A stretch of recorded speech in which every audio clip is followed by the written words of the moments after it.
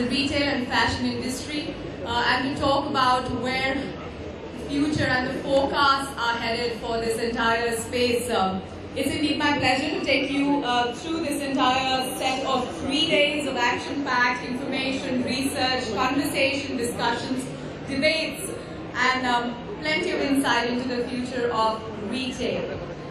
This afternoon is the inaugural session. It's a power-packed inaugural session. It's got some of the industry leaders that you all read about, heard from, but it also gives you a fantastic opportunity to engage with them and get empowered with information and ideas that you might have been looking to give some direction.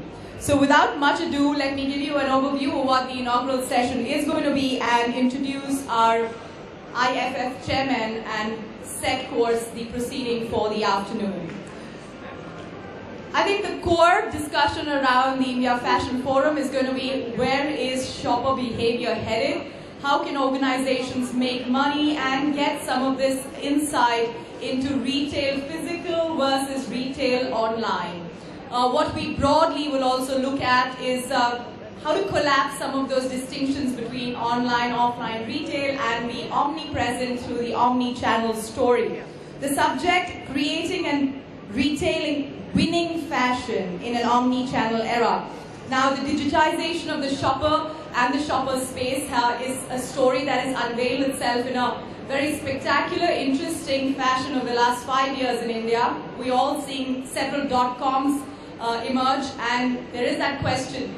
Is brick and mortar retail beginning to veer towards that .com, or is the .com veering towards brick and mortar, or is there a story in between? So with that focus, we are going to look at new innovations, success stories, online formats, retail formats, and technology innovations, because technology is at the heart of retail, something we've come to conclude in the last few fashion forums.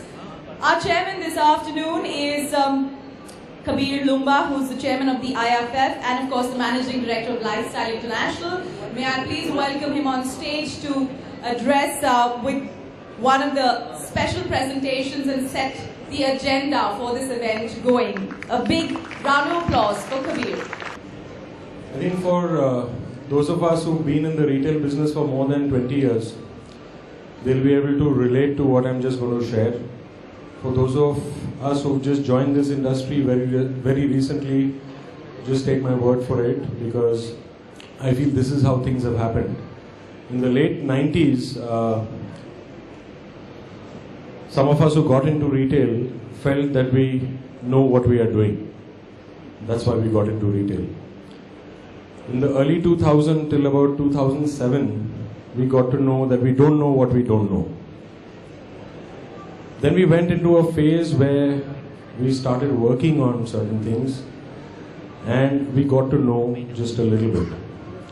By the time 2012, 2013 came, given the reality checks that had happened in the past, given the fact that we had sort of faced an economic slowdown in 2008, a lot of the people in the current form of sort of brick and mortar retail felt they know what they're doing.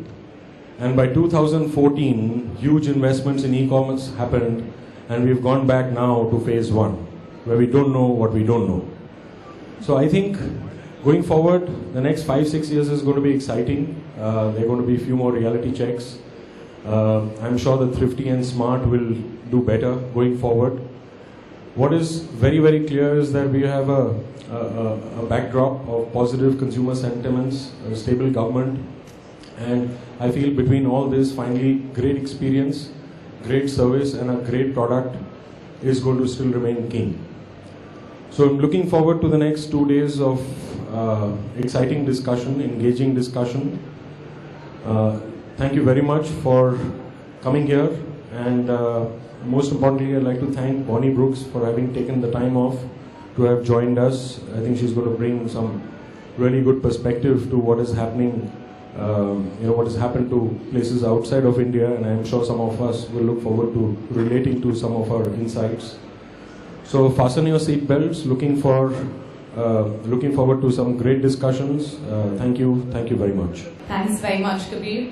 We're looking forward to a lot of conversation with Kabir throughout the panel, the inaugural, and then later as well. But as he already introduced you, our extremely special guest this afternoon, and you'll get to see her in bits and parts over the next 3 days, Bonnie Brooks. A big round of applause for her firstly, because she is a legend, and I'll tell you why as we go forward. She's the vice chairperson of Hudson's Bay Company, and she has many accolades to her credit, few of which I'm going to list. I can't say that list would be exhaustive. Hudson's Bay Company was founded in 1670. It's legendary in its own way as the world's oldest continuously operating company, which owns and operates Saks Fifth Avenue, Lord & Taylor in the USA, and Hudson-based department stores in Canada. Bonnie Brooks has been named as one of the top 25 retailers worldwide. She is recognized as one of the world's 100 most creative people in the business. She's from Parsons Schools of Design, and importantly, she's received the Queen's Diamond Jubilee Medal awarded by Canada's Prime Minister. She was also inducted in the American Marketing Association's Marketing Hall of Legends, and in October 2014, she was the first woman to receive the Ivy Business Leader of the Year award in Canada. Now, I spent a few minutes with her this afternoon. While all of these accolades definitely are some things to keep in mind, she is a most interesting person who has her fingertips on exactly what needs to work in the retail and creative marketing space with respect to fashion. Ladies and gentlemen, let's get Bonnie Brooks on the stage. Okay, so I was asked to speak on the future of fashion, and I think I would need a crystal ball for that. But when you have 3 decades in the high fashion brand business, you do have history to rely on for the future. And although no amount of history really had the benefit of knowing where technology would be taking us, or where we would be taking technology, is probably more accurate. For more than 30 years, I've been in senior management of various high fashion retailers and worked in the USA, the UK, Paris, China, Indonesia, and Malaysia. And I lived and worked in Hong Kong for 11 years. And for fun, I have been a high fashion retail president 3 times. I realize that what I'm going to share with you today may seem foreign in every sense of the word. But after visiting stores here in the last 2 days, I have reworked this presentation to cut it down to a few key strategic questions that I believe are as relevant to you here in India as they have been to me throughout my career. I've had the privilege of 3 total turnarounds of old and tired retail stores, and my learning is that there's no such thing as old companies. There is only old thinking and old management styles. The success of the turnarounds that I have led can be summarized into a few very key points that I'm going to deliver here, I hope, in my 15 minutes.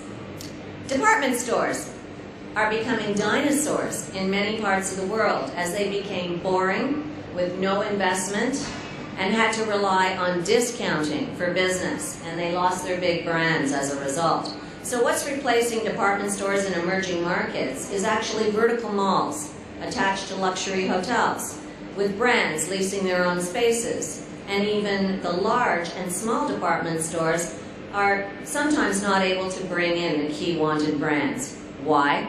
Because most of the department stores don't have the brand relationships. They don't have the high standards that the brands expect. And the brands don't believe that the department stores can represent their collections properly. So what's a department store supposed to do?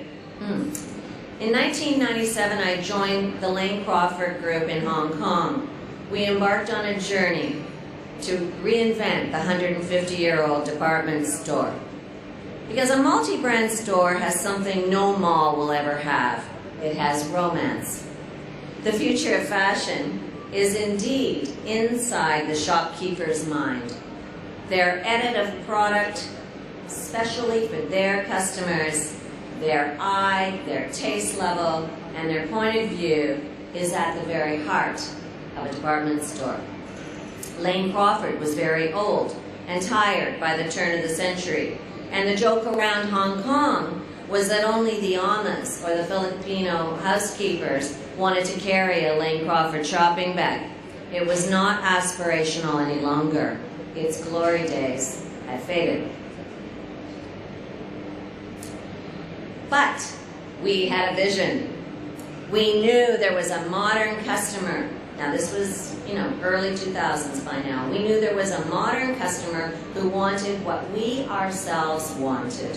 I've always found, by the way, that being the customer is has very good insights into retail. We wanted a modern, multi-brand fashion department store that was edited to a new customer, one we described as our tribe, the culture creative customer. We knew we could never get the big brands like Louis Vuitton and Prada and Chanel to join our store. They already had their own freestanding stores. But we did go out and brought new brands to Asia and managed to create one of the most exciting stores in the world. By 2004, we were ready to open this new store in Asia's tallest building, IFC, right on the Hong Kong harbor.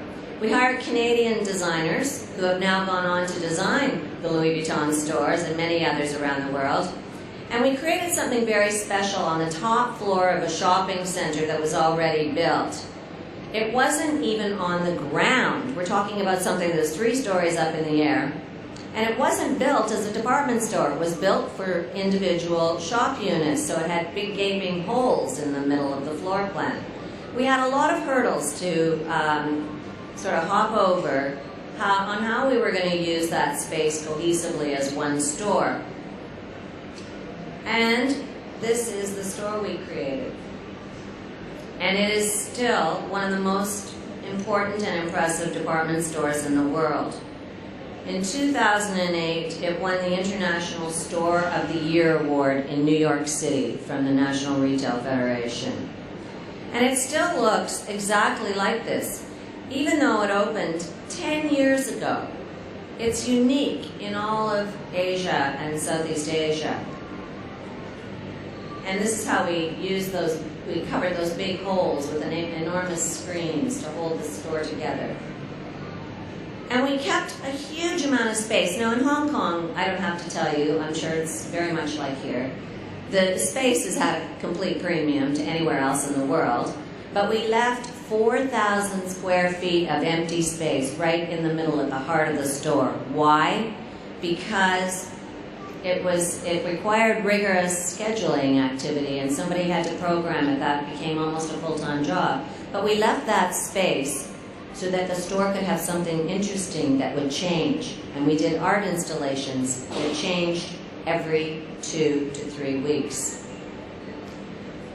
And it's obviously one of the toughest parts to execute because it has to be creative and new and exciting. Some people told me that they came to the store every week just to see what was new and to get their fashion fix. And we created new services like this info bar, where you could charge your phones or listen to music. And when we opened in Beijing almost 10 years ago, we realized that, this is the Beijing store, we realized that the Chinese mainland customer experience would need to be different than the experience in Hong Kong. And to enhance the customer relationship, we wanted the best service in Asia. And what is Hong Kong known for? Its incredible service and its luxury hotels.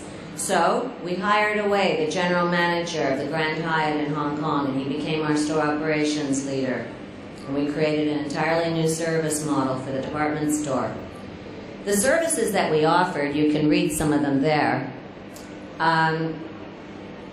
were recommendations from us. Not just concierge service like we'll phone and make you a reservation. No, these are restaurant recommendations and hairdressing recommendations and personal stylist appointments. This advice and personal shopping service was especially important for an emerging market where I would call the customer a little bit more fashion naive. And the internet and the website have played a huge role in developing intimate customer relationships. And the website is now one of the most important in China. So knowing your tribe and being true to servicing your tribe at every touch point, every single touch point that you have contact with the customer, from the original contact straight through to the point of sale, the closing of the purchase is key. So my first point is, do you have an intimate connection with your customer? Because the future is here, and you are going to need this more than you've ever needed it before. When we started the Lane Crawford journey with new brands to Asia, they wanted increased distribution beyond what we could give them in the department store model. So we started a franchise distribution company, and our group was first into China and the surrounding Asian markets with over 48 brands and over 500 stores. Brands like these, brands that you recognize, these are just a few of the brands. Many of these brands, however, were unknown brands in these years. For example, Christian Louboutin, we opened his first store ever in the world, outside of his own very small store he had as his workshop in Paris. And in fact, many of them that we've opened are now international names. We even had the Gucci stores in some of the smaller cities in China that they didn't really want to do themselves in the earlier years. Oh, I skipped one. There again. Single brand shops are great as shops, but they can't carry the romance of a multi-brand store. And for a middle market customer, which many of us, I think, in this room are all trying to win, a high-end designer standalone store can be too intimidating. So multi-brand gives us the option of a range of price points for our customers. Now on to North America. I joined Hudson's Bay as the CEO in 2008 from Hong Kong, when Richard Baker, a young and spirited American real estate entrepreneur, acquired the company. I wasn't sure which would be more daunting, its past or its future. As Shaylee said, this is one of the oldest companies in the world, started in 1670 by King Charles II, who actually decreed a charter to the company. This is the actual charter. For what was then 1/12 of the world's land in fur trading rights. The company's history is intertwined with the history of North America. The company has its own coat of arms. And even Sir Winston Churchill, if you can read that type,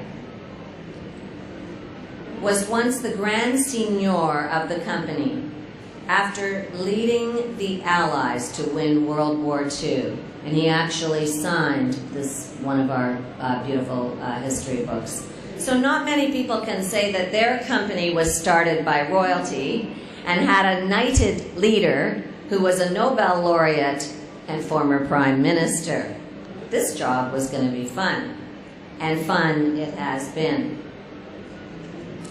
By the early 1900s, department stores were being built right across the country, and these are some of the stores that we still operate. They are on entire city blocks, and they are large. They are in the 800 to 1 million, so 800,000 to 1 million square feet each.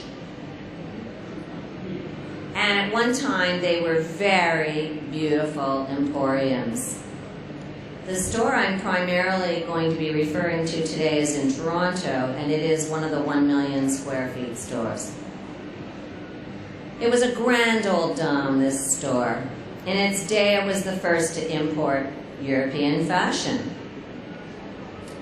But sadly, by 2008, all 90 of the stores suffered from a lack of passion and had no point of view. Over the years, they have become corporately driven and were not run by merchants. So a store without a merchant at the helm is a store without a heart and a passion and has no editorial point of view. And in my view, in the future, it cannot and will not be successful with the modern customer. This is true for any store in any country, whether an emerging market or a mature market today. So we had no big brands. Our top brands were in a tiny little space called The Room. Imagine we'd held on to a brand called Balmain from Paris, but didn't even have Ralph Lauren, which in North America is a key department store brand. In fact, we had closed about 1/3 or more of the store spaces off, and they were sitting with huge amounts of space unused. So this is what we looked like by 2008, rather uninspired. Our vision was to own fashion dominance in Canada. Now, by this time, we were a very lower middle market store. But we wanted to make fashion our key competitive advantage. Until that time, the Bay was in the apparel business, not really in the fashion business. That might seem like a moot point to you, but it's a game changer. Because being in the fashion business is far more challenging. It's more sophisticated than mere apparel in every function. It requires a more sophisticated buying, a more sophisticated selling team, marketing, design, and presentation. And a new level of taste and style had to be developed throughout the entire company. Even the systems and procedures needed overhauling because it's a faster to market model. So we started with the very top of the fashion pyramid first, and we started with recreating The Room. My vision included opening up the previous closed-off areas and using the new space as a competitive weapon against the other multi-brand higher-end stores. So to use the large space as a compelling competitive advantage, we could give the brands more footage and better presentation than the local multi-brand high-end store. And that was a plan, by the way, that was considered a very big risk by the new owners, and many said that we would fail. They said that taking a lower level department store and trying to move it into the upper to mid to higher tier market in Canada would be a failure, and other stores had failed in that space. Very famous stores had failed in that space. But we were determined. We had vision and conviction, and we started at the top and called in on all our relationships. So we opened that 3,000 former square foot space called The Room was now 22,000 square feet. And we went out and acquired 60 new designer brands for the space. And we worked on this space. We opened it again in Vancouver a year later. And we even opened with all the designer shoes, like Louboutin, etc., in the assortment. And we opened this, the very first space, within 1 year of starting on this journey. So before the end of 2009, I started in October 2008, which I don't need to tell you was a very ugly month to start anything. If those of you will remember, it was the world financial crisis. And by 2009, we had opened this in Toronto, and the very next year we opened the same thing in Vancouver. And of course we hired the world's leading supermodels, who happened to be Canadian and worked for us for a lower fee because they bought into the vision and the dream. And while we had started with the top brands to give us fashion image, our real work was still ahead of us, which was to convince the contemporary brands at slightly lower price points to sell us. And so over the next 2 years, we finally began adding in the middle market and contemporary brands like these. And we gave them spaces that were much larger than they had at the competitors.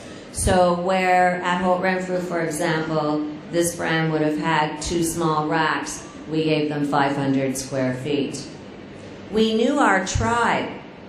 We wanted the store to be known for fashion and to be the headquarters. And fashion at a range of prices is how men and women shop today. 1 piece from high price and several pieces from lower prices is the key. Not many customers can only shop high prices, even in Western countries or in Hong Kong. So multi-branded stores with a point of view that are exciting are the future. And we opened shop-in-shops for brands that were exclusive to the other retailers. And instead of giving these brands 150 square feet that the other stores had given them, we gave them 2,500 square feet and opened new concepts.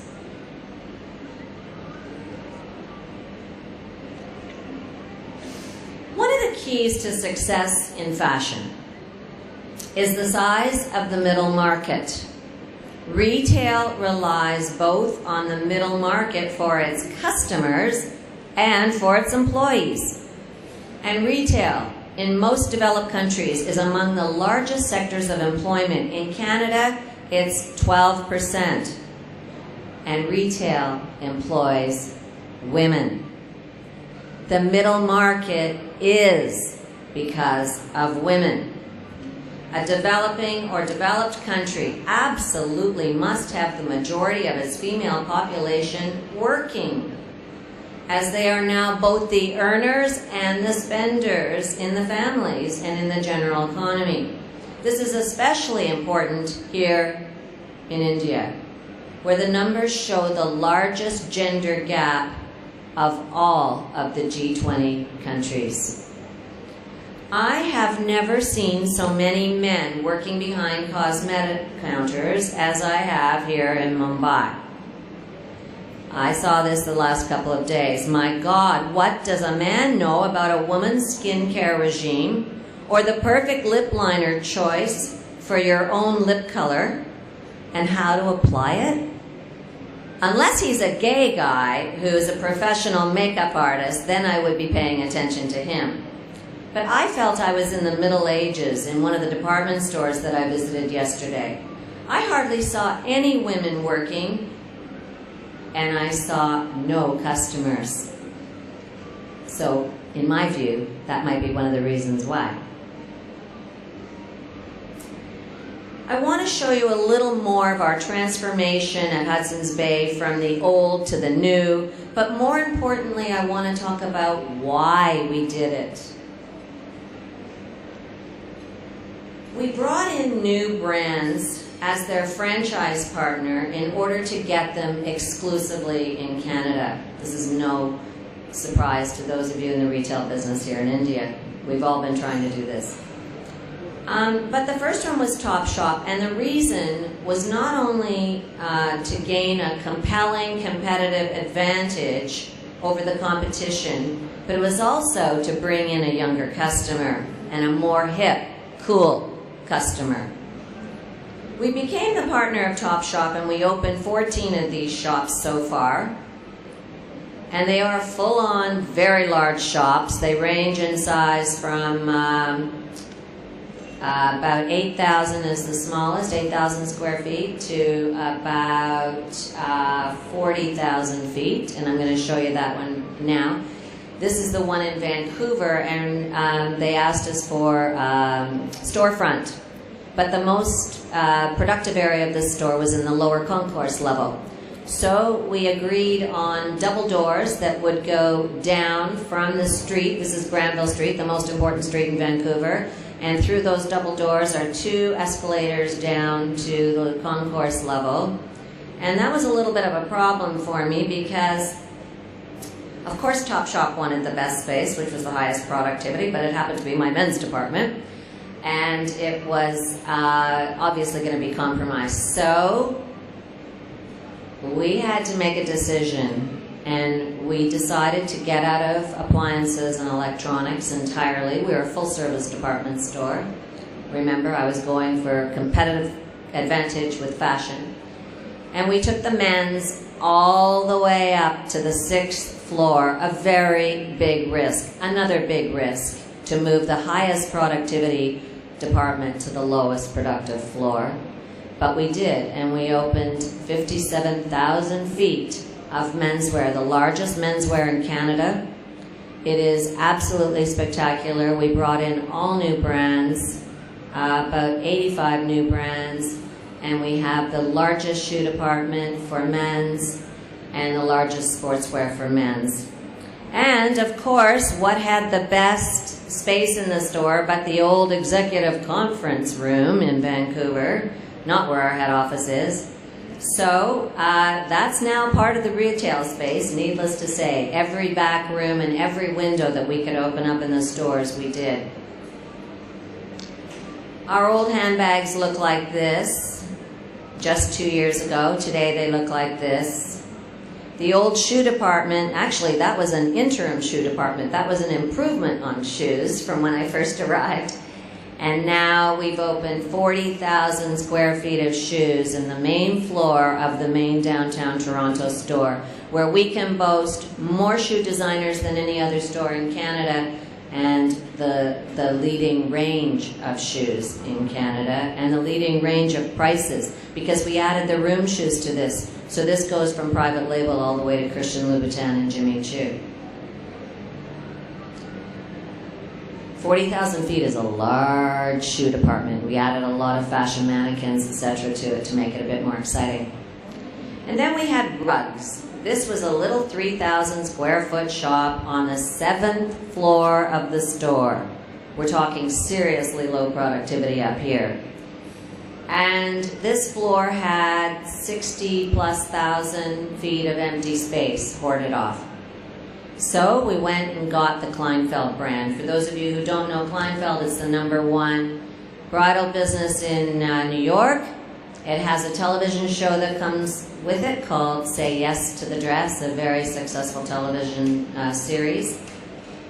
And this bridal shop is 25,000 square feet on its own. And in order to meet our market share objectives of #1 both in bridal fashion and in bridal registry, we opened up the floor for another 50,000 square feet of tabletop, kitchenware, designer wear, and all of our special kitchen appliances, etc. So the work goes on and on. It's not finished. It will never be finished. But we're developing specific strategies around why a customer should shop with us instead of the competition. So I ask, what is your business's compelling competitive advantage? If you don't have any, well, Hudson's Bay didn't have any 5 years ago either. Not one. Not even real estate. Because we weren't using it. My advice is you better start creating some advantages. And make sure that they're compelling and legitimate and authentic. The other thing that's facing us, I think, is consolidation, strategic alliances, mergers, for both synergies and for profit growth. We have now added, oh, I'm missing a slide here all of a sudden. Okay.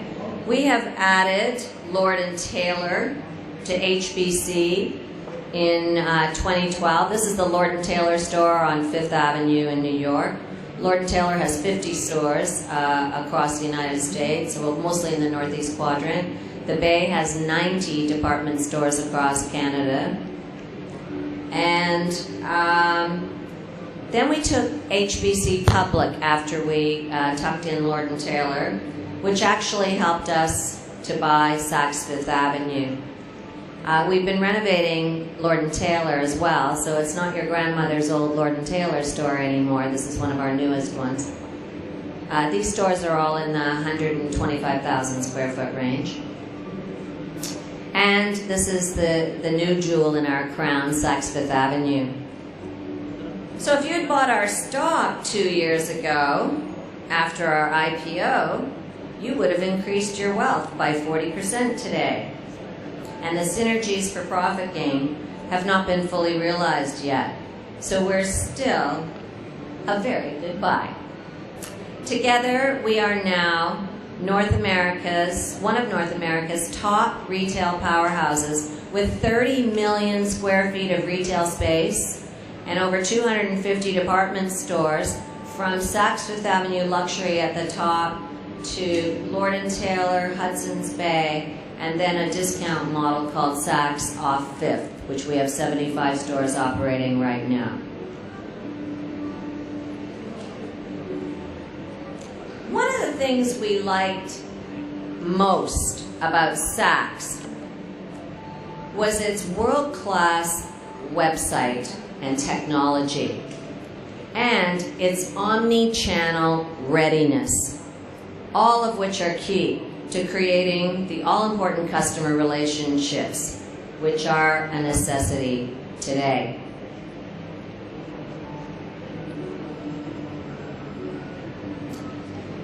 We've leveraged Saks' best-in-class website for all of our banners now, using one platform and one e-commerce team for all 3 different banners. So obviously the banners have different fronts to the website. The web team sends out as many as 500 different email versions of the same offer to specific customers, based on those customers' navigation history and their own behavior. That is customer intimacy. And we have now gone omni-channel across all stores in the last year. So that means that a customer in any one of our stores can buy anywhere, ship anywhere, and pick up anywhere they choose. And this capability, of course, makes the best use of our inventory, both online and in the stores. And of course therefore increases the sales in both online and in the stores. So the one thing that a best-in-class website operator can do is get close to customers through every aspect of their marketing, even events. So in-store events and store activities now are able to be shared by more customers. We even have things like guest DJs and celebrities, like this Vogue editor from Europe, and her music is shared online, live. And we interview special guest designers live online, so that we can truly connect to customers and reach deeply into our tribe. But you need to know your tribe, and your team members have to be part of the tribe. When I got to Mumbai 2 days ago, I wanted to check out the department stores online. I wanted to plan my shopping. Well, that was actually really hard to do. There were very few listings, and certainly not too many that appealed to me. So I tried other sources, and what I tried was the Vogue India site. And then I found a store, it just seemed to pop up, called Bungalow 8. Do you know this store? Well, I do. I went to see it. It's in Colaba. It's a very long way from here to Colaba. And it's up a very odd set of stairs, old stairs, in a funny old, beautiful old relic of a building, but great ceiling heights and great floors.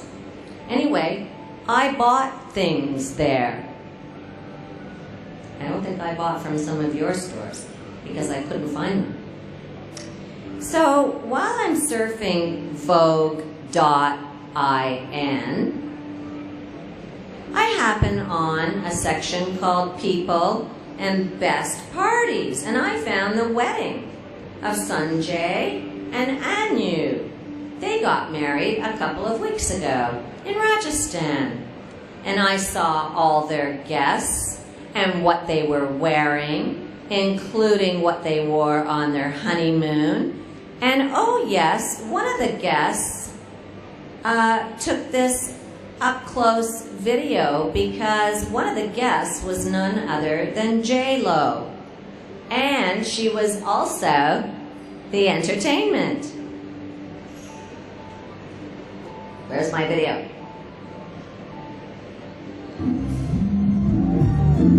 So I got to watch J-Lo for a few minutes in a sort of an outfit I've never seen her in before, I must say.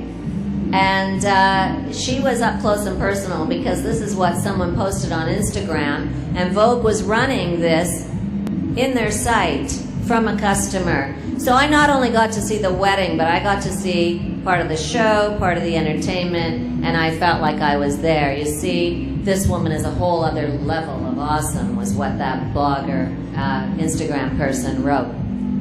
So this, to me, thank you. This, to me, is Vogue knowing their tribe. They know their customers intimately. And they share live experiences with their tribe. Do you?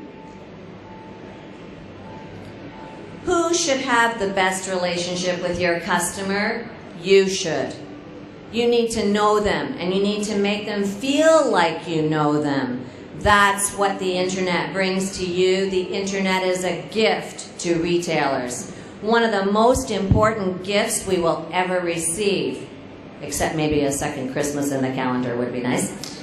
But the next 2 decades are predicted to be the most dramatic in the entire history of the Indian economy. And significantly, the economic growth engine will be fueled by technology. And I believe that that's the future, and that the future is here. Thank you for inviting me. Bonnie, thanks very much. It's been an insightful presentation there. I must say, not without a little bit of criticism, but learnings that one can go back with, and I think that's the part that everybody comes here for, to get a big picture view from somebody who's got experiences both in the emerging market and in the very fashion-established Western market. I'm going to request Bonnie to take a seat on the panel here and invite, first off, my co-moderator, who's the session steerer, B.S. Nagesh. Not that he needs any introduction, but as you know, he's the founder of Train. Nagesh, always a pleasure to have you. Among my other panelists, we've got, may I also call Kabir Lamba back onto the stage. He's the chairman IFF and MD Lifestyle International. We've got Govind Shrikande, CCA and managing director of Shoppers Stop. Dr. Thomas Vetter, senior VP and global head consumer industries at SAP. And of course, we've also got from Snapdeal.com, Amit Maheshwari, who's the head of fashion. I think with that, we should have all those seats filled in along with me coming next to Nagesh. Ladies and gentlemen, this is the inaugural session. I promise that this debate is going to get very interesting when we take traditional retail versus internet retail and see whether it's going to be one versus the other or one with the other. Let's begin the panel. Hi, good afternoon everybody. The audience is sleeping. Good afternoon everybody, come on. You can't have a panel like this. Do you know what is sitting on the stage? Anybody has an idea? There is 1,000 crores of online business in fashion. There is 4,000 crores, 5,000 crores of one department store. And then there's another friendly and competitive department store, CEO and managing director sitting, another 4,000 crores. So there's 10,000 crores. Bonnie, for you it is $2 billion. Yeah? Between all of them, between all of them we do $2 billion. And I don't want to ask Bonnie whether it is 10 billion, 20 billion, 30 billion, 40 billion. How big is your business? Over $8 billion. So guys, we have $8 billion, $10 billion worth of people sitting here who can give you a gun and no claps, no welcome. How can we have something like this? Thank you. And we have Thomas from SAP, and of course Shaili, my co-host and moderator. Before we actually start, I want to get the real perspective of what's happening in the audience. We need to get a check, because like she says, we need to know our customers well. Yeah? So can you raise of hands, tell me, how many of you are actually fashion brands here? There are about 10 10, 12 of you. Okay, how many of you are online retailers? Wow! How many of you are consultants here? Come on, don't mind, don't worry. We know, we will not charge you anything. Well, I can tell you that there are a lot of consultants who are not raising their hands because this is a fantastic opportunity. Run for $20 and sell for $2,000. I wish we could do that for you. Huh? Let's get a reality check. Kabir, tell me what's the real situation in the industry? I mean, with the online coming in, is there a drop in consumer sentiments, consumer business? Is there a real drop in business? Or you think that online has a space, offline has a space, omni-channel has a space, and the market is okay? I mean, whatever we're seeing is just a slowdown, a blip. Big. I guess I'll have to share some facts here. So for the last 2 years, at least for the 3 formats that we have in our company, we've seen double-digit like-for-like growth across Lifestyle as a department store, Home Center as a home store, and Max as a value brand for the last 2 years. So I get the sense that if you stay focused, I think there's a place for everybody. We are well aware of what kind of growth the online companies are recording, but I'm happy to share, at least for the last 2 years, the story is fine. The future time will tell. Wow, Govind, would you like to talk about what's the current looking like and what's the current scenario? I think things have to change all the time, and like Bonnie said, that consumers change, retailers have to change along with it. And in some cases, I think we are refusing to change, and if you are refusing to change, definitely you are going to get impacted. Let me just paraphrase it a little further. So if women were using kajal earlier in a tiki, they are now using a kajal stick. Am I right? A lot of women carrying a kajal stick here. Men were wearing in the 70s the baggy pants, the bell bottoms, the baggy pants. Then came the flat fronts, and now you have the platform shoes for women. A lot of change, and if the manufacturers don't change, they are going to only carry bell bottoms in their store. So change is imminent. I think the change has come about like a disruption right now, because suddenly it's coming about. So Kabir may not agree that that double-digit number is slowing down now, at least last 2 quarters. He may say it, he may not say it, but I'm saying it upfront, that the double digit is slowing down for sure. But it is not only about the disruption caused by online, it is also caused by the talk of achhe dins which have never come and doesn't look like they are coming at all, number one, which really means that the Indian economy is still not shaping up to the challenge that it was facing. And number 2, the fashion players and the retailers not really facing it with a fashionable option as what she said, CCA. We do have CCAs in our company, which is Customer Care Associate, but the compelling customer advantage, I think we all of us seem to be missing. And the second CC, which is the Customer Connect. I think if we get that back, I think we are in game. Wow, Amit, I want to come to you. What's the current reality on the online space? Because people talk about 40% growth, 50% growth, 60% growth. Okay, I think Kabir spoke of double digit, let's say 10% or 15%. What's the reality there? Is the reality equivalent to what we hear in media, or is the reality something very different? So, from a company perspective, I think we are much larger than 1,000. What you initially mentioned. That was a story a year ago. And the digit, we stopped counting digit growths because the multiplier are X's. So we are 5x of what we were in last January. Okay, so this January was 5x of last January. Wow. Wow. Okay. I thought so, because Snapdeal is the sponsor of Images Fashion Forum, and Amitabh 5x. So you know what he's saying? Next year sponsorship free from Snapdeal 5x. Yeah. Okay. Next year, so 25. we will discuss that as well. But the idea is how we continue to grow fashion business. We are definitely enabling a lot of people and a lot of businesses, and a few people I met even early in the morning who said that I started my business with Snapdeal 4 years ago, and now I can consider myself as a brand, and that brand is not present in any organized retail today. To your story, I'll quickly go back. We definitely see double-digit growth month on month. Mostly because we are developing our distribution capabilities much faster. Now being present in 5,000 plus cities and towns, 14% sales coming out of 4 of the smallest states, talks in itself about what is the kind of latent demand it is. If we were to look at this and an organized retailer like a Shopper Stop or a Lifestyle Today was to use this channel, they'll be reaching out to far larger audience, much larger audience with the same amount of inventory. Selling not allowed, huh? We're going to charge you commission. No, absolutely. If I'm saying if we are growing as fast, how can we help everyone grow in the business faster? Right? So I think that's the core, that's the message. If my dear friend Govind is saying that we are seeing it in last 2 quarters, I find no reason why they should not be partnering in that growth and growing this business further. Can I just challenge you for a second? Yeah, please. If you're growing unknown brands and they are now becoming brands, then wouldn't it be good for Govind, my partner here, my friend that I met a long time ago? We've been on panels together before, believe it or not, even in Singapore last year. Wouldn't it be a good idea for you to tell him about those brands that are growing so that he can put them in his stores?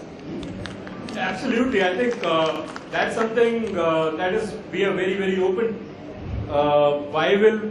I think more than we ourselves, the brand in itself will go and talk about this. That we are selling such large numbers, so there is a consumer that I understand much better than probably all of you guys do. But is it happening? I mean, why isn't it happening so far? Because the state is still smaller. And those guys are too focused in making online as a winning strategy. First, okay, so if I was in another era, I would have made retail as a disruptor and said I want to make this as a winning strategy first. And if I can probably call the person here that I spoke in the morning and first time I met that person, you will hear the story yourself.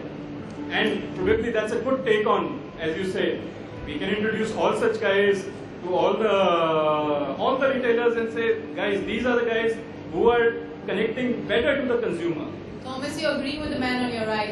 Thomas is holding the mic. Give me my chance. Give me my chance. Right. Come on. So I mean, this debate has been already going on in the lounge. We had the start on that one, and actually, it's a debate between online and brick and mortar. But I think the question is already wrong because we talk about omnichannel. It's about engaging with the consumer, and the consumer engages with you across all channels. And even if he goes to the store, his journey probably has started on the web somewhere, on a social that some friends have recommended him something. So it's not about offline and online. It's about the combination of these. And Bonnie, you talked about the gift, the internet. I have even a bigger gift. These devices. Because the mobile, your consumers are carrying expensive hardware in your store. Yeah, they do it for free, they upgrade it every year, and they even know how to use it. So we need to leverage that. That's an even bigger gift. And we have to sort of engage with the consumer. It's about knowing your tribe, but don't do that across the channels. That's the point, in my opinion. You want to make one point? Yeah, just one point.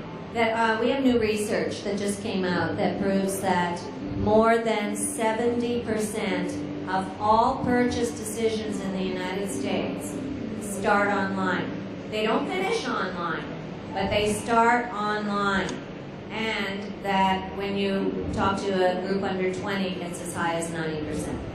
Just to verify what you just said. I think not that Nagesh needs any spotlight given that he's walking around, but I should put him in the chair to answer some questions. I think what the panel is discussing here, whether it's not this or that, it's both. What is stopping India's existing traditional large-scale retailers from cracking that model? I mean, this is not the first time on a panel that we see everybody questioning the .com guy, but what is your model? And the .com guy trying to sort of, find defense, often 1 or 2 people against 5, but luckily he has, Bonnie here, but tell us what is going wrong. Shelly, I think the first thing is, this is the only topic which can bring excitement on the panel. Yeah, so we have to start like this. There's no other option. Even if you ask me, all of us have to start looking only at the customer rather than looking at the channels. Unfortunately, because the media is talking so much about channels, because the investors are talking so much. I mean, look at this, 8,000 crores, $2 billion of real business, okay, getting valued at $2 billion. I don't know how much is the market cap of Bonnie Hudson Bay, $8 billion, I don't know what. But you also have online players where $250 million of business, and the whole investors are valuing it at $4 billion, $5 billion. So I think there's a media hype hack. But if When the investors are putting in real money, yeah, hype or no hype? they're putting in real money, and the real beneficiaries are the Times of India and the NDTVs and the PT Nows, because that's where the money is going. But if you look at the customer, At the fashion forum. if you look at the customer is actually changing her habits, and that's what Thomas said. So if you say, I want Bonnie to be my customer, and she shops 60% online, I have no option. I have to see that I serve her. If I'm not willing to serve her, then I'm willing to lose Bonnie as my customer.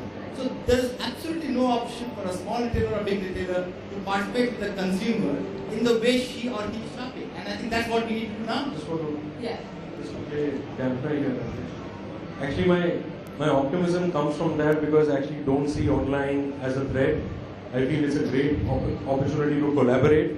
I feel the way the online companies are operating right now, they're creating a technology platform, something that the traditional retailers haven't done. So I see going forward a relationship of compatibility and not really one of threat. So I feel that the double-digit story will continue to grow. The only thing is that the avatar might change. No, not the double, form of not double digit. They will transfer some of the 5x to you and make you 2x. well, hopefully, Yeah. worst case. Which you can't complain about under any Absolutely. circumstance. So at the end of the day, there is no competition here. It's absolutely fabulous. Whatever good work that the online guys are doing, we're looking forward to some really good 2x kind of support. I just want to move to Thomas. And I think, Amit, we were talking about how Amazon is sitting on an Alibaba site. Okay, so Alibaba is no more a competitor to Amazon. I mean, you are actually saying that whole Alibaba has become a whole facilitator and therefore providing a marketplace. Thomas, you have seen this technology playing these kind of roles. Okay, if you have to look at it, how would you look at this scenario? Yeah, I was in China last week, and the retailers over there, they're a bit ambivalent about Alibaba, for example. On the one hand side, they have to be there because that's the sales channel.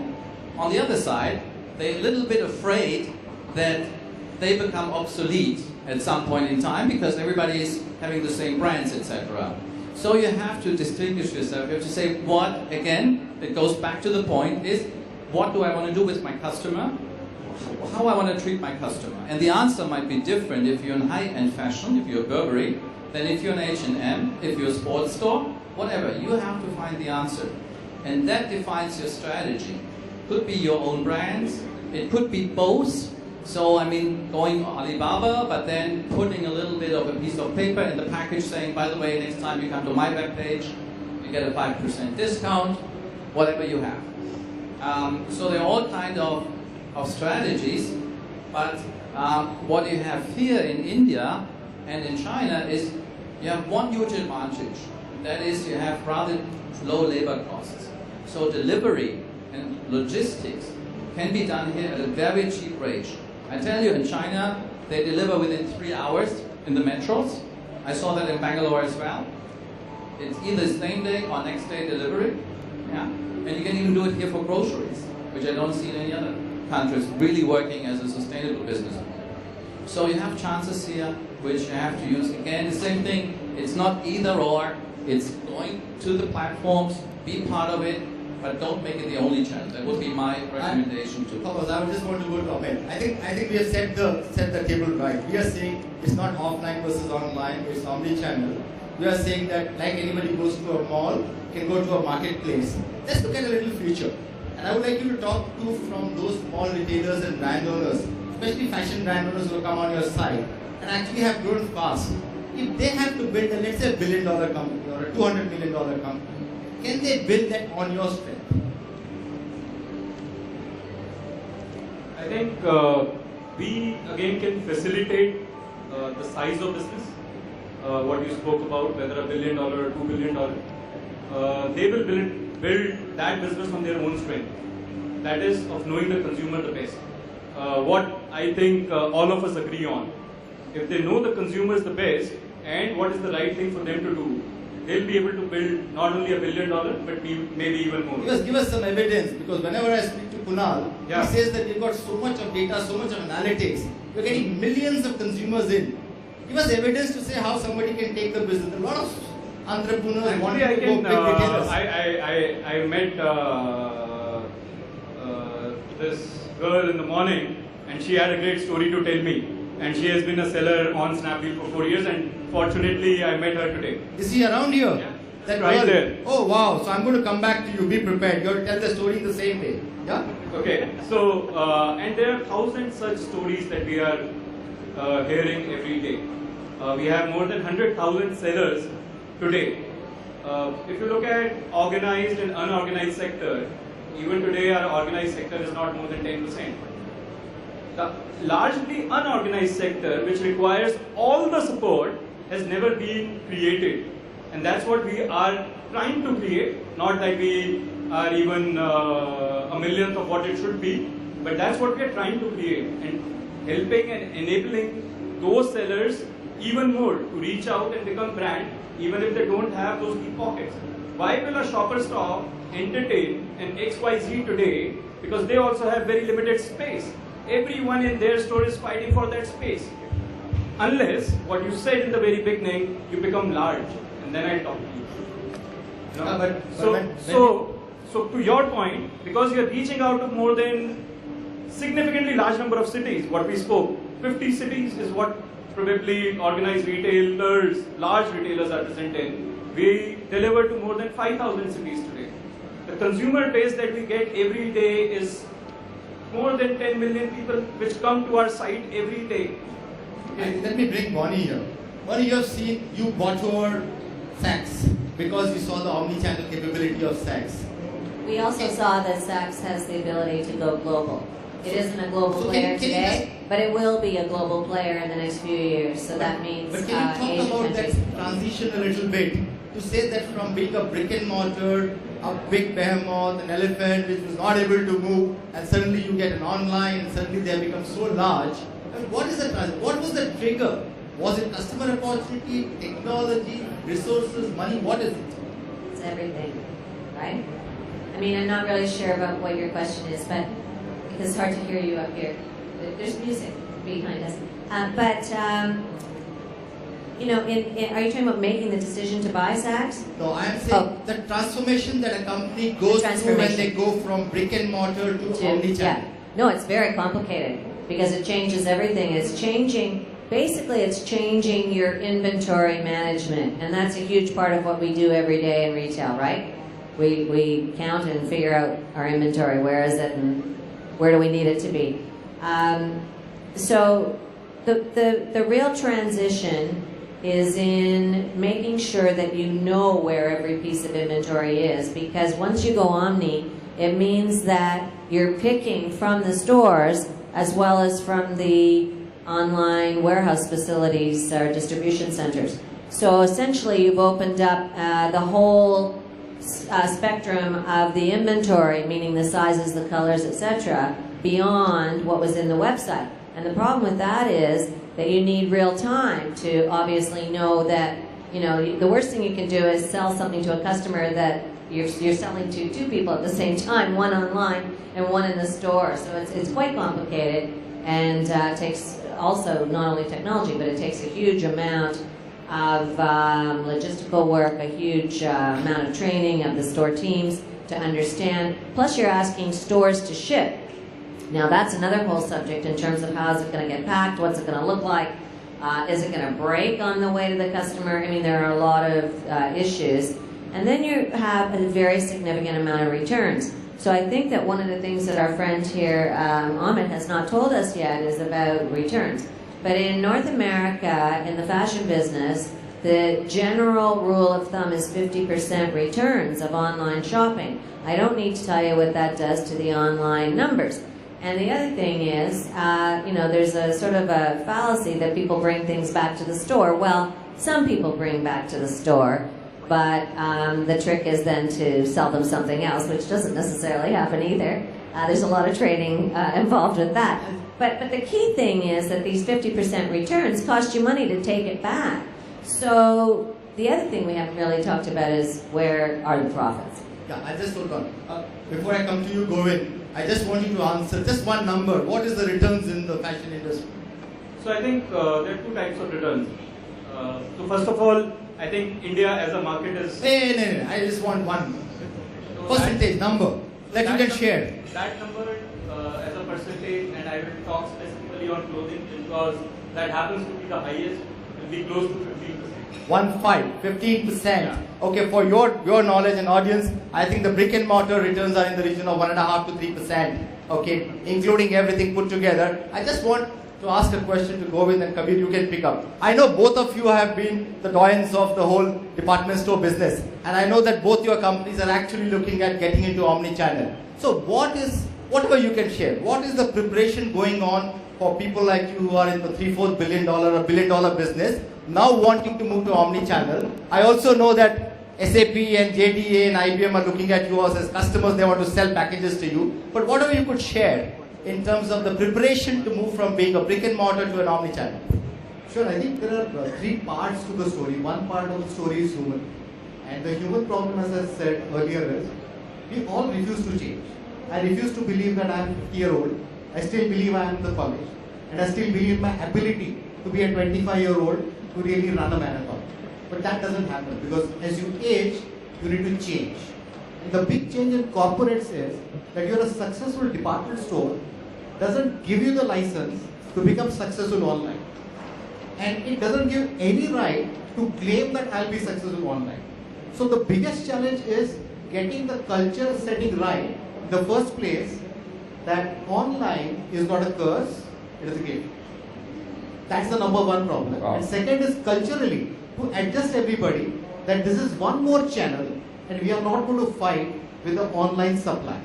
So that's problem number one, which is human. Second problem is technology. The way the department stores have grown, the way some of us have grown within our careers, we have always looked at technology as an enabler, not a cutting edge. If you look at the online players, they are first a technology company, then a retailer. We are a retailer and a very poor technology set that, and I must admit it, trying to catch up on technology. So that again is a big challenge as to what do you really understand in terms of technology. So in our own journey, we started off as an online player. We took one technology stack that companies did from Canada. We took a second stack which doesn't work for us today because it has been taken over by another company. And we are currently evaluating 3 different stacks. So what are we really looking at in these 3 different stacks? And 2 points Bonnie really mentioned. One of them is one view of customer. How do I get one view of customer across every channel, across every visit? So whether the customer is visiting a Vogue site or a Facebook site or a WhatsApp site or my physical store or my online store, can I collate for her information together and get one information point about her at my place? So one view of customer. Second is one view of stock. That's what she talked about. That can I get that one view of stock across my DC, across my stores, maybe dark store, maybe fulfillment center, but can I get one view of stock? Because irrespective of whatever ERP we are using, I'm on JDA, somebody's on SAP, somebody else is on something else, can I get 100% accuracy on that to get that one view of stock? Third, the most irritating problem that all of us, including me, for example, I ordered something on Snapdeal 4 weeks back. They told me that something is coming, 3 times delivery not happened. They're still refunding me in the 6th week and nobody responds. Wow. That is customer tracking. The biggest trouble for any one of us who is on online or offline or wants to go omni-channel, how do I track my orders, order management system? So these are the 3 stacks that one is really wanting to get on board. And for a guy who is coming from merchandising side, gone into business and trying to understand technology, to paraphrase all these 3 and understand them has taken me 12 months. I have to admit it. And while I'm trying to understand it, then communicating to my team members and then getting them on the same level, while 3 big giants across the technology world are pitching, why not me, why not me, why not me? And let me say, what are the 3 names there? One is obviously SAP with Hybris. Second is ATG from Oracle. And third is IBM with number of products available there. And yes, there are further smaller players as well. Govind, I just want Shelly, one thing you didn't mention, because maybe I am here, okay, and now on top of all this to convince the board to say that you are going to do this, yeah, because the board also needs to be convinced. So I should ask you, why should it take so long to convince the board? Because it looks like pretty straightforward thing to do. Take your decision and get Whatever online. happens in the board is confidential, cannot be disclosed here. Okay, so I'm just curious to know, because you did admit, and I appreciate your honesty, that there are struggles in moving into this omni-channel space, particularly. Sure. You would admit, the Shopper Stop website isn't quite a user-friendly space. Like, I'm a young mother and I find it very difficult to navigate, and it doesn't open on my mobile as a mobile-friendly space. Sure. So I think what I would want to know is that, are you comforted by the fact that you still get a fair amount of brick-and-mortar sales, therefore you aren't putting out that sense of urgency to the .com? Because by the sound of it, it looks like it's still a 3-year agenda. It's not happening in 3 weeks, which is really why, when it should, if you want to come up, to deal with Snapdeal or Amazon or whoever. Sure. No, so I think the quick answer to that is definitely one issue that neither Amit has an answer, nor all the pencils in the world have an answer. What is the business model for profitability? So is it a faster way to go down, or is it a faster way to go up? That answer nobody has, and let Amit answer it later on, or anybody answer. We actually don't know the model.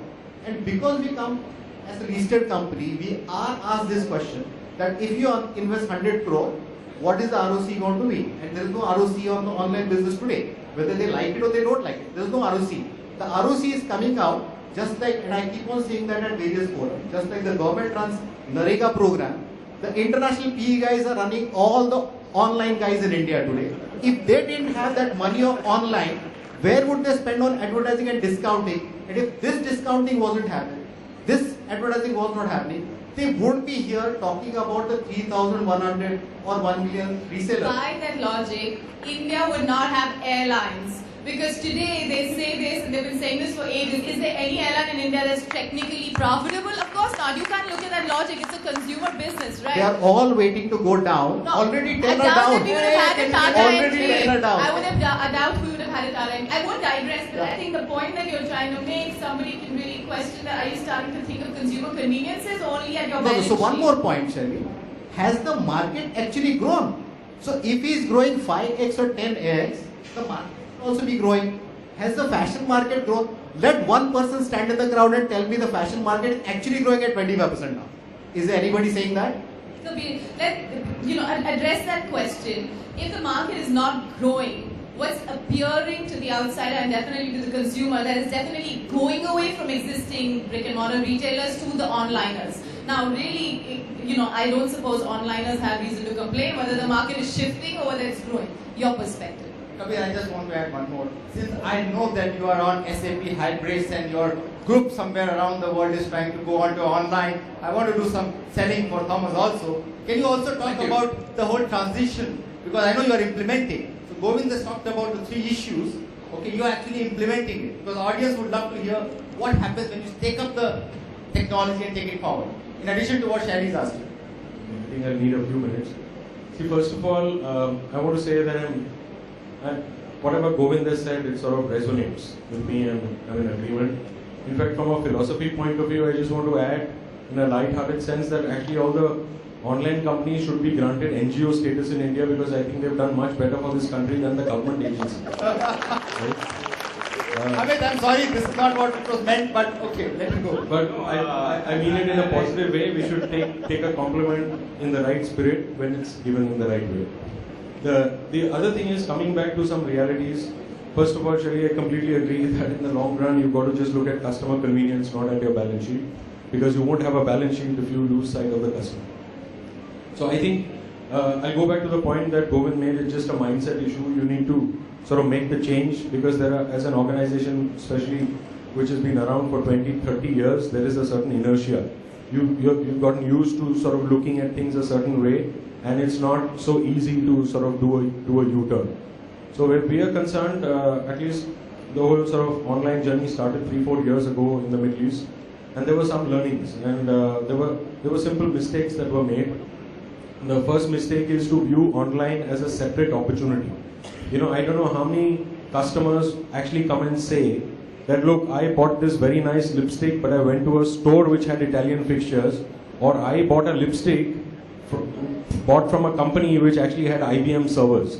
Nobody talks about fixtures and nobody talks about servers. So the reality is technology is not the king here, whether we like it or not. In the long run, women are going to buy nice dresses, they're going to buy nice lipstick, and how they bought it is going to be talked about a lot more than what technology platform they bought it from. So Would what that we not add to the experience? You know, that Precisely. touch and feel, isn't it sometimes driven by technology? So I was coming to that point that I think we need to sort of embrace the fact that technology is awesome. It's done great good for people, and it's going to enable great products which are produced the same way to get distributed across 5,000 times, as Amit was saying. So I think if you just look at it a long-term way, I think these two channels will converge. They will complement. But finally, whether we like it or not, some of us who aren't so lucky, like Govind and myself, you know, we are sort of constrained by old-fashioned things like ROCE, return on capital employed, and we don't have the luxury of coining new expressions like GMV, right? Gross merchandise value. We are used to only net sale, before return, before shrinkage. Now GMV is a new definition of turnover, which is before return, before shrinkage, and before lots of other things.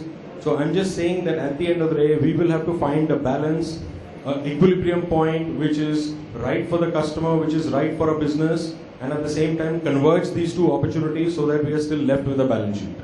Yeah, but I just want, Thomas, I'll come to you.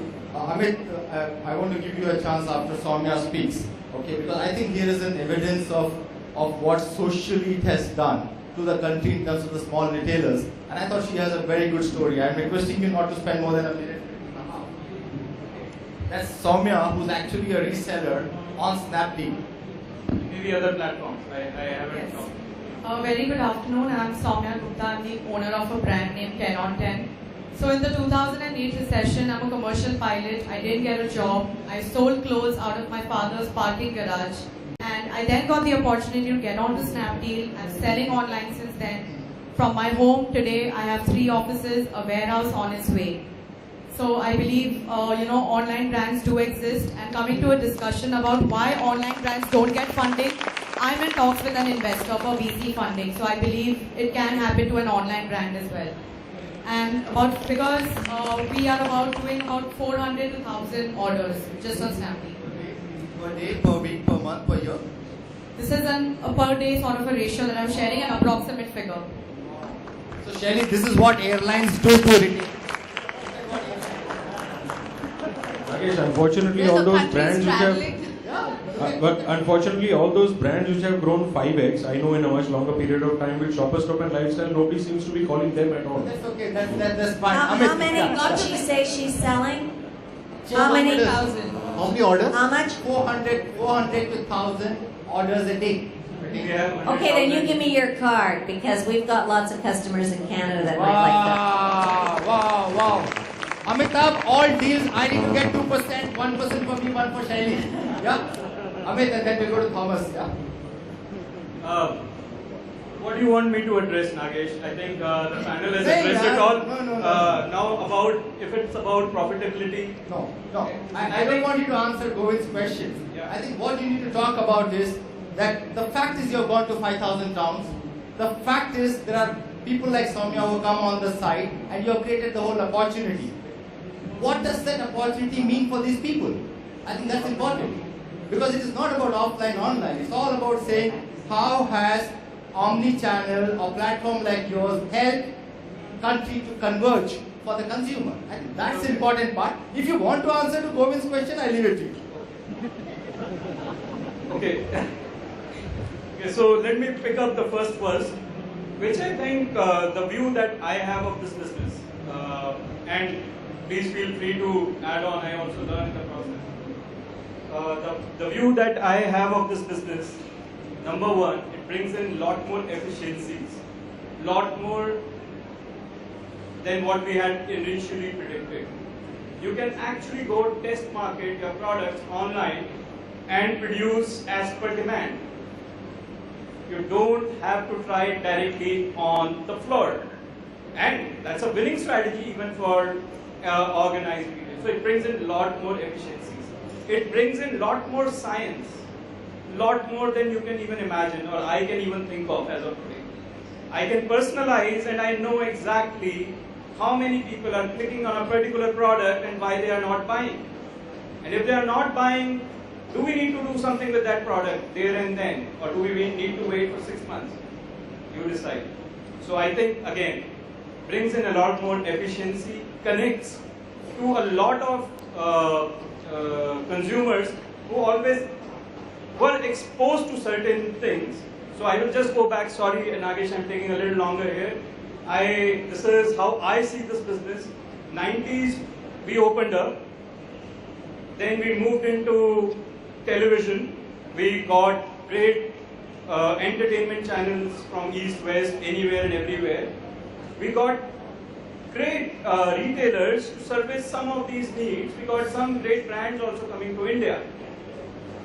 This exposure, especially because of television, was available even to a villager.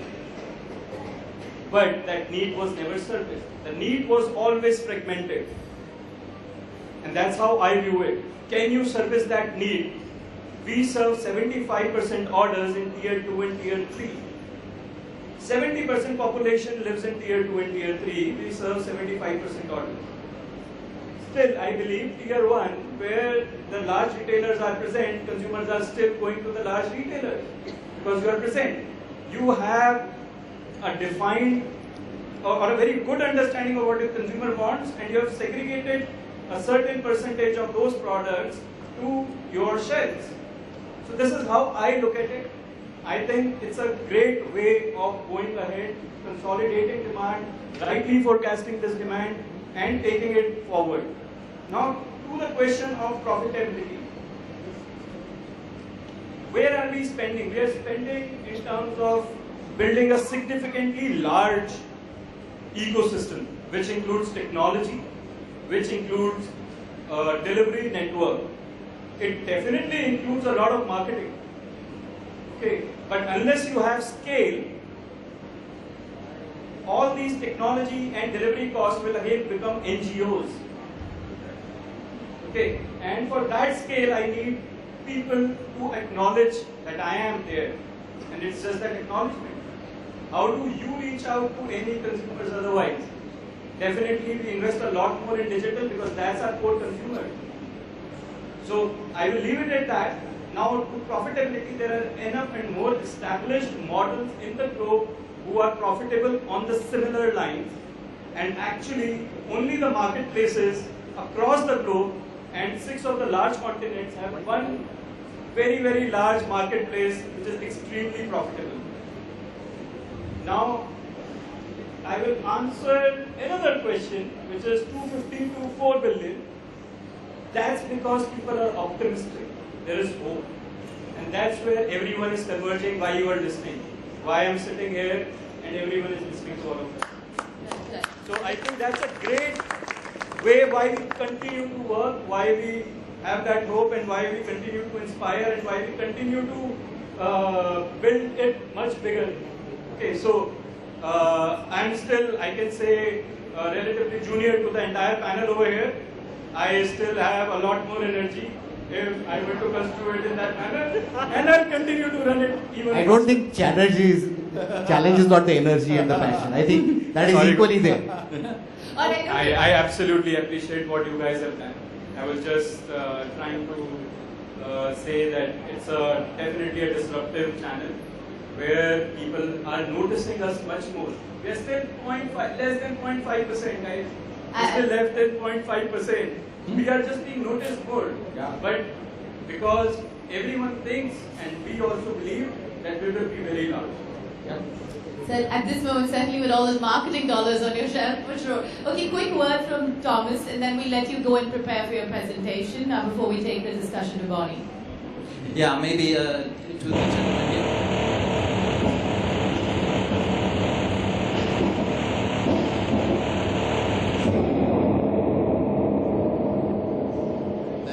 Me. No, I think that was especially for you. Okay, great. No, but I mean, what you say, Kabir and Govind, I think absolutely you have to make a viable business out of that.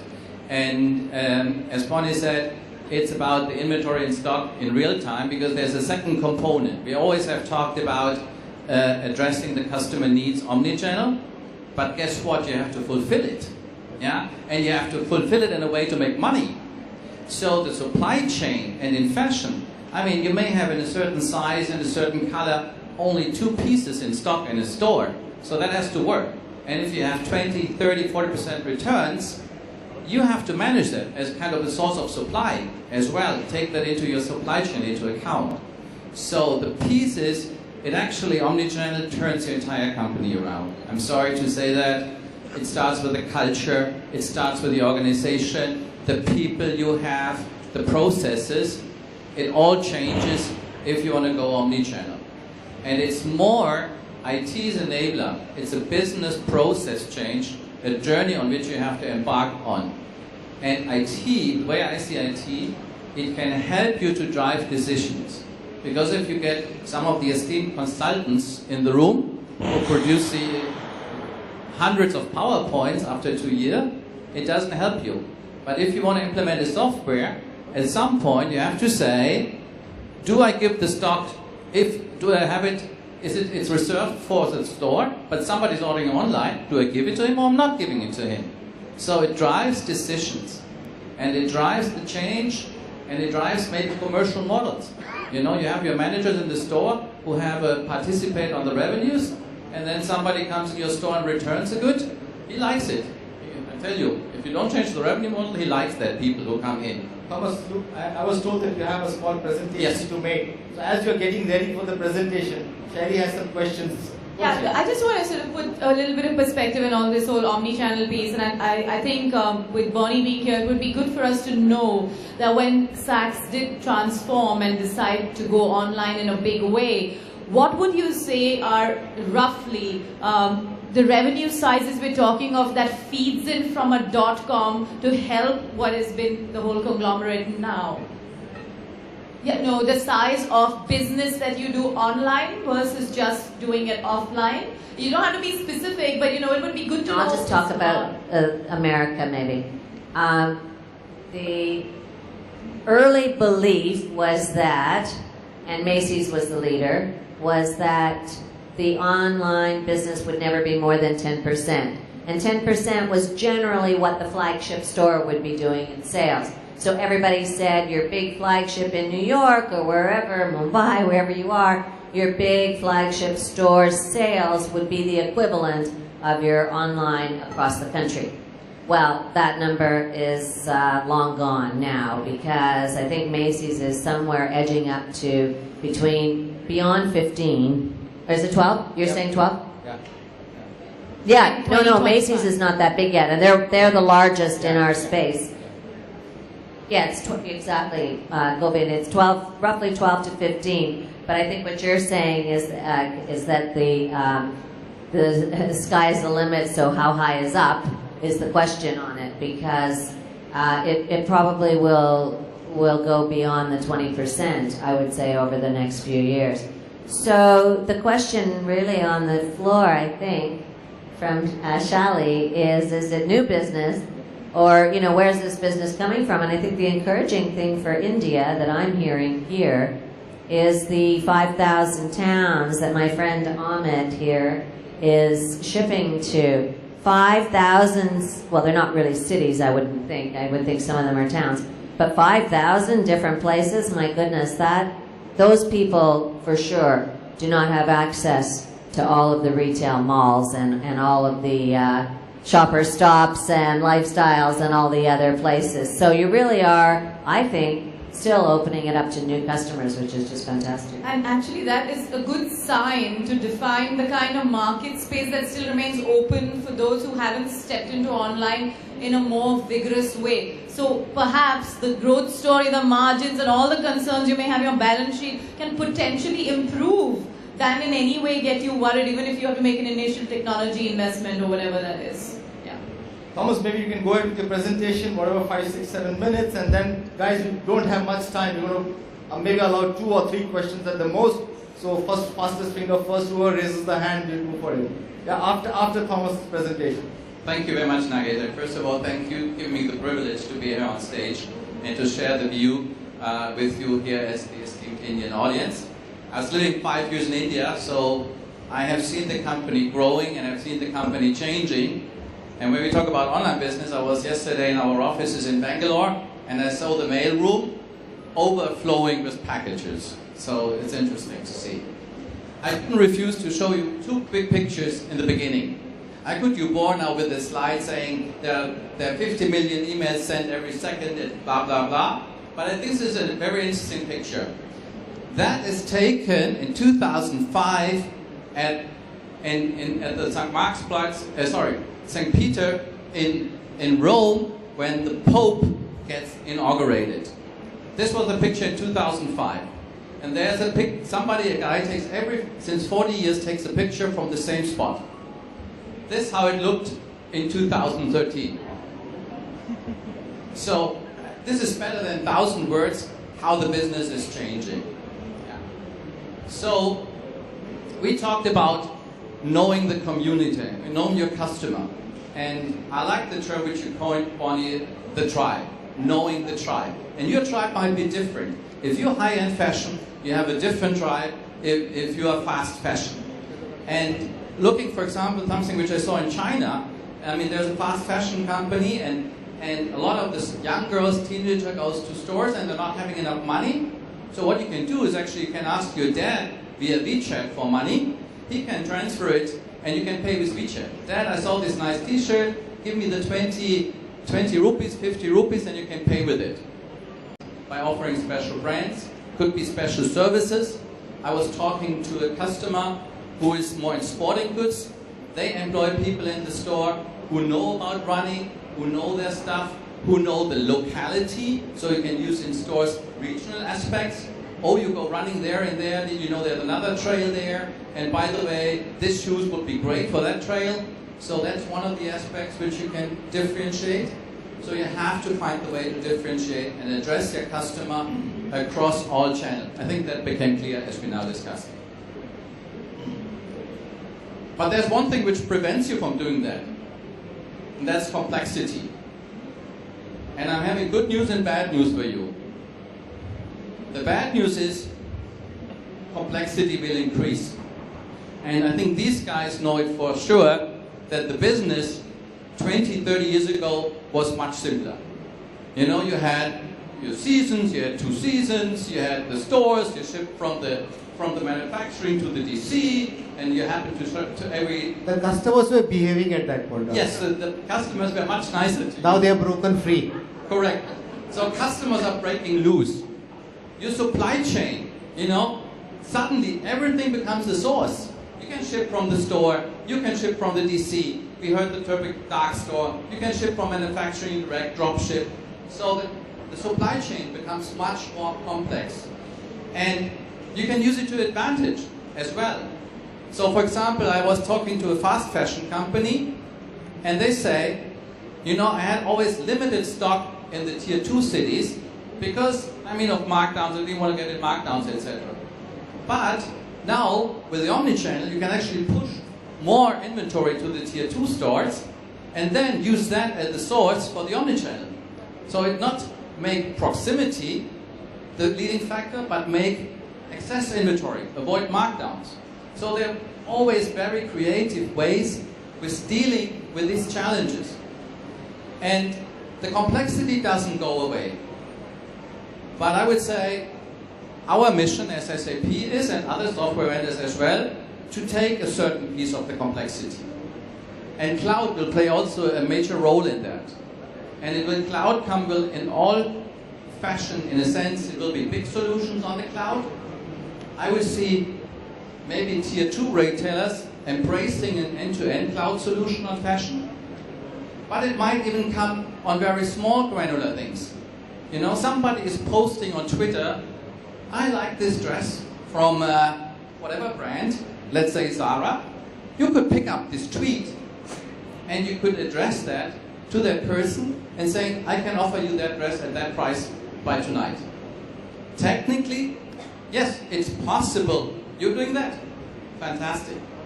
So this is doable, and for that, maybe you need to convert a Twitter ID into an email. Why do you do that yourself? Get a cloud service who does it for you.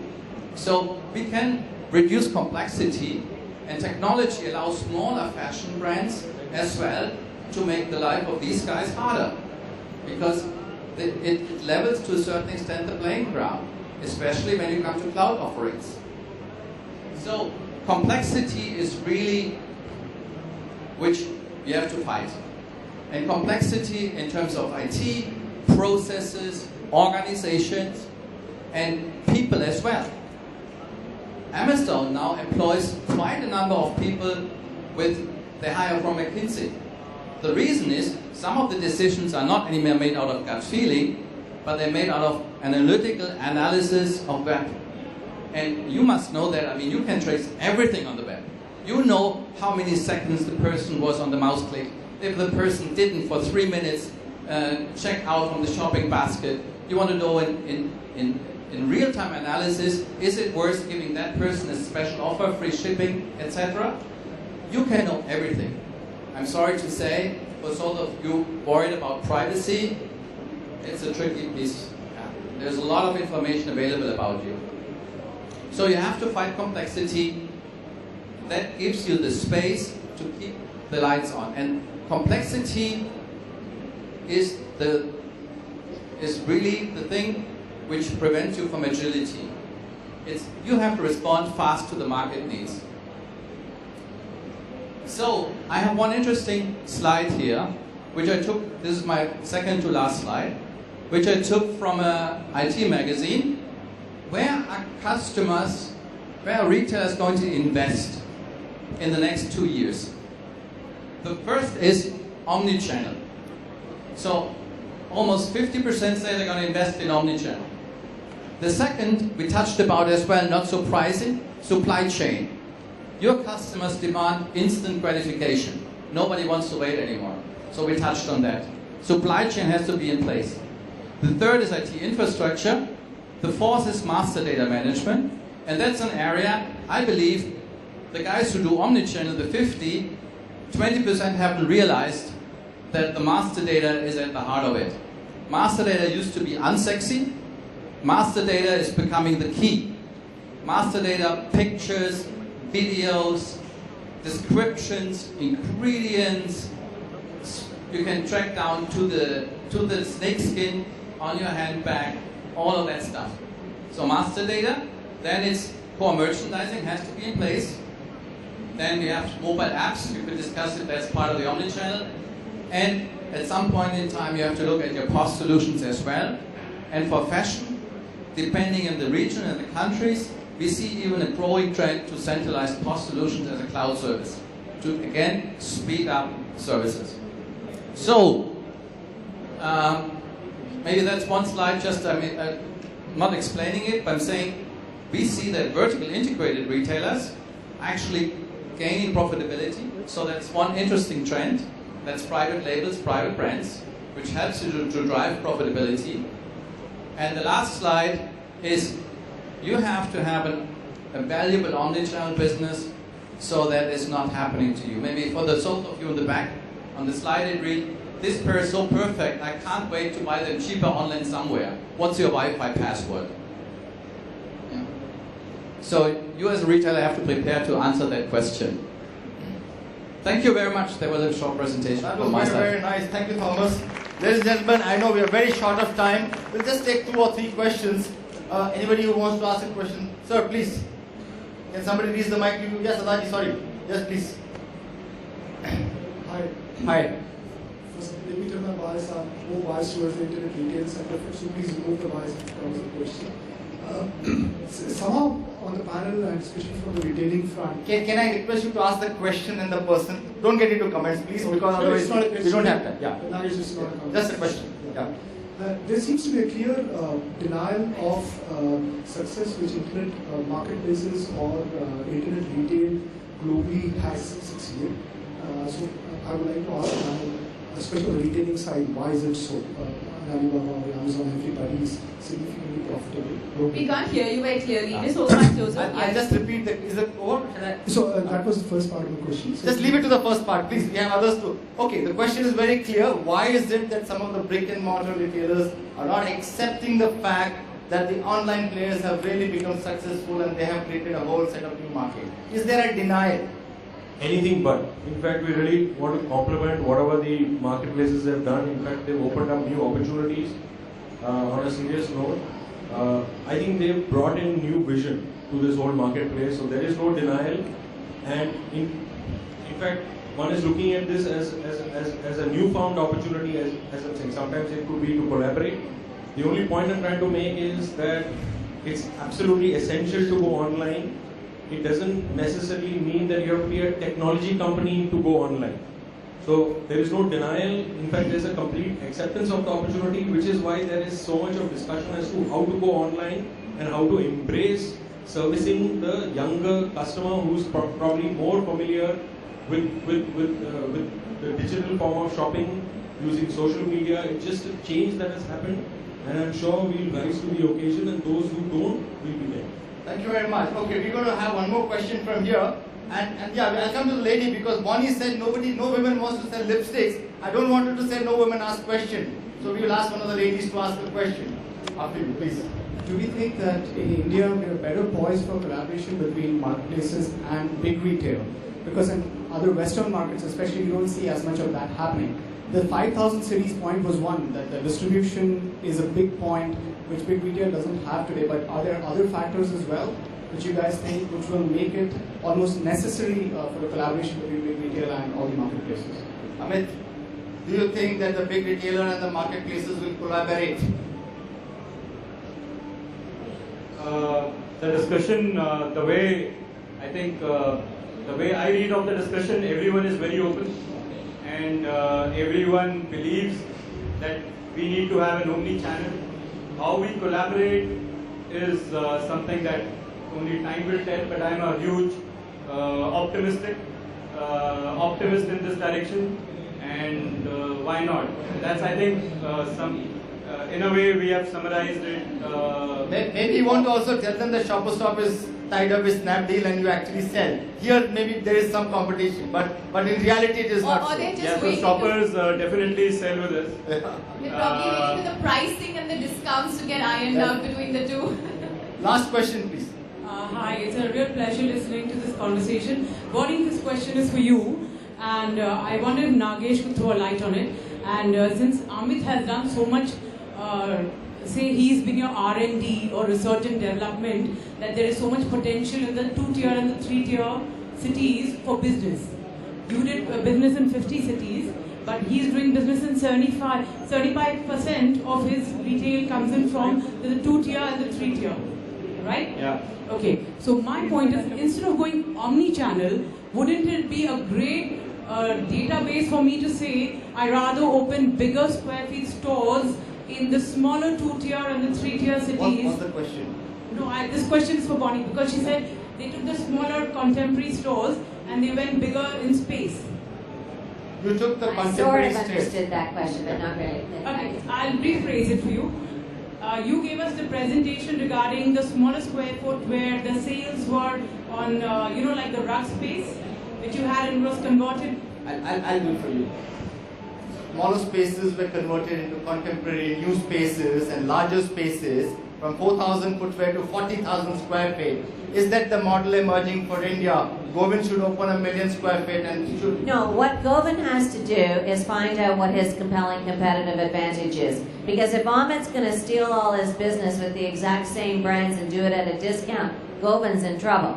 So the reality is, and that's what I think this other person was just speaking about as well, and the reality is, then Govind doesn't have the right relationships with his supply channel, or his supply channel shouldn't be supplying his competition for a cheaper price. There's a problem there. But at the same time, you can't be protectionist about this country and about having people come with new ideas and new ownership models, etc., because this is, the economy will find its own way. You can't stop these things from happening, and therefore you have to work to find your own compelling competitive advantage. And if your advantage is going from 40 feet to 400 feet of shoes, and you're going to be the best shoes in your neighborhood or in your zone for your tribe, then do it. But if you're going to stay as 40 feet and somebody else is going to usurp you, then you're in trouble. So you've got to look at your own business and find your own compelling competitive advantage and stick with it and go with your vision. What is your vision? What's your castle in the sky that you're trying to get to, and what do you need to change to get there? Thank you. That's what you need to do. I have one last question for you. As I'm moving around, a lot of them are speaking in my ears and saying, Bonnie spent so many days in India. So is she planning to have a tie-up and open Saks Fifth Avenue in Mumbai or Delhi, or open a Bay store? I wish. We're always looking at opportunities, most definitely, and for brands too. So that's the single, guys. You can wait outside to see if you can sign a deal. But thank you very much. I must say we had a wonderful panel, because very rarely do panels talk so openly. They are willing to take critique and criticize, but this is for you. So a big round of applause for all our panelists. Thank you very much.